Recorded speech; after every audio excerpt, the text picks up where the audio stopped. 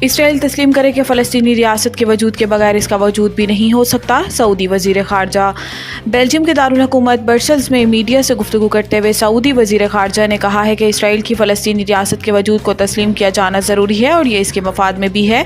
انہوں نے کہا کہ اسرائیل تسلیم کرے کہ وہ فلسطینی ریاست کے وجود کے بغیر قائم نہیں رہ سکتا، مگر یہ حقیقت ہے کہ موجودہ اسرائیلی حکومت اس بات کو نہیں سمجھ رہی اور یہ تشویش کی بات ہے۔ فیصل بن فرحان کا کہنا تھا کہ مویوں کی رہائی ہونی چاہیے۔ دو ریاستی حل فلسطین اور اسرائیل دونوں کے مفاد میں ہے۔ فریقین کو چاہیے کہ فوری مذاکرات کریں۔ غزہ کے لوگ زیادہ انتظار نہیں کر سکتے۔ سعودی وزیر خارجہ نے مزید کہا کہ اسرائیل یہ فیصلہ نہیں کرے گا کہ فلسطینیوں کو حق خود ارادیت ملے گا یا نہیں، بلکہ یہ اقوام متحدہ کے چارٹر اور عالمی قوانین سے جڑا ہے۔ یہ بہت ضروری ہے کہ اسرائیل تسلیم کرے کہ فلسطینی ریاست کے وجود کے بغیر اس کا وجود بھی نہیں ہو سکتا۔ پاکستان میں گیس کی ترسیل و تقسیم کا نظام شدید دباؤ میں۔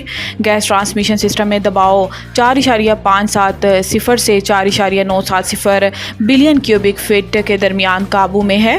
نیز حکام نے بتایا ہے کہ پاور سیکٹر کی جانب سے RLNG کی استعمال میں کمی کے باعث 25 اور 26 مئی کو گیس سسٹم دباؤ میں رہا۔ 5 BCF گیس پریشر کی وجہ سے ٹرانسمیشن سسٹم زیادہ غیر محفوظ رہا، جس کی وجہ سے پائپ لائن کسی بھی وقت پھٹ سکتی ہے۔ متعلقہ حکام نے اب ملکی گیس فیلڈ سے گیس کا بہاؤ کم کرنا شروع کر دیا تاکہ پائپ لائن بیک پریشر کم کیا جا سکے۔ یہ اقدام سوئی ناردرن گیس کے سسٹم میں کی گئی ملکی گیس فیلڈ سے گیس کے بہاؤ میں کمی سے موجودہ مقامی گیس کی پیداواری سطح کو برقرار رکھنے میں ناکامی کا خطرہ ہے، لیکن حکام کے پاس دباؤ میں کمی لانے کے سوا کوئی چارہ نہیں۔ گیس کی تلاش اور پیداوار سے متعلق کمپنیاں نے حکام کو بار بار خبردار کیا کہ گیس کے بہاؤ میں کمی سے گیس کی ترسیل کے نظام کو خطرہ ہے۔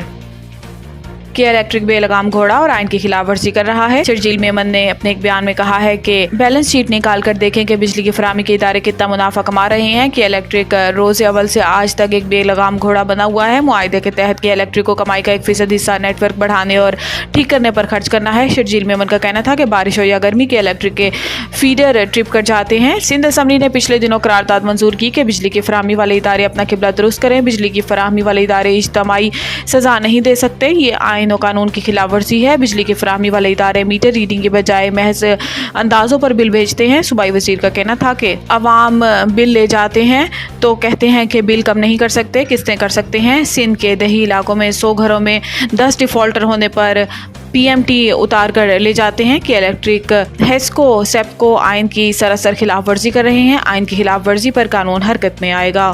IMF کا دودھ گوشت کی قیمتیں مارکیٹ پر چھوڑنے کا مطالبہ۔ IMF نے پاکستان سے گوشت اور دودھ کی قیمت طے کرنے کا اختیار ڈپٹی کمشنر سے واپس لینے کا مطالبہ کیا ہے اور کہا ہے کہ دودھ اور گوشت کی قیمتیں ڈی ریگولیٹ کر کے مارکیٹ پر چھوڑ دی جائیں۔ حکومت نے IMF کے مطالبے پر مشاورت شروع کر دی۔ قیمتوں کو ڈی ریگولیٹ کرنے سے متعلق سمری ECC کو منظوری کے لیے بھیجی جائے گی۔